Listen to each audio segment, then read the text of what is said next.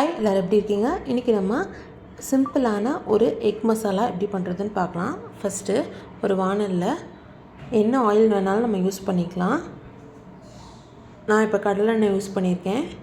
ஒரு 2 teaspoon oil use பண்ணியிருக்கிறேன். எண்ணெய் நல்லா காயட்டும். இந்த எக் மசாலாவில் நான் கடுகு எதுவுமே ஆட் பண்ணலை.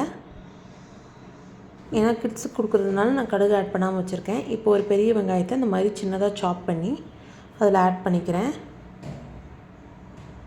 ஆட் பண்ணிவிட்டு அதை நல்லா மிக்ஸ் பண்ணி விட்டுக்கிறேன். வெங்காயம் கொஞ்சம் நல்லா வதங்கினதுக்கப்புறமா இதில் கொஞ்சம் மஞ்சத்தூள் ஆட் பண்ணிக்கிறேன், கொஞ்சம் மிளகாத்தூள்,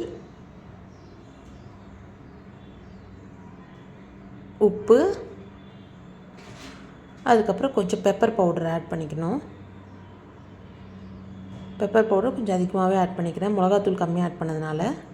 இப்போ இது எல்லாத்தையும் நல்லா வதக்கிக்கிறேன்.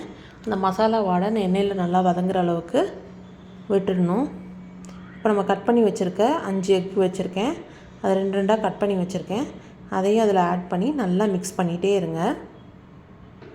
இந்த வெங்காயம் இந்த மசாலாலாம் அந்த முட்டையில் நல்லா ஜெல்லாகிற வரைக்கும் நல்லா மிக்ஸ் பண்ணிக்கிட்டே இருங்க.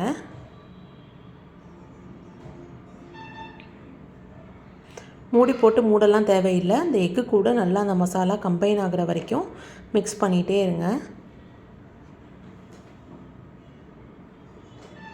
இது நீங்கள் ரசம் சாதத்தோடு சாப்பிட்டா இன்னும் டேஸ்ட்டாக இருக்கும். நீங்கள் எந்த விதமான டிஃபனோடையும் சாப்பிட்டா ரொம்ப டேஸ்ட்டாக இருக்கும். தேங்க்ஸ் ஃபார் வாட்சிங். என் வீடியோஸ்லாம் பிடிச்சிருந்தா மறக்காமல் ஷேர் பண்ணுங்கள்.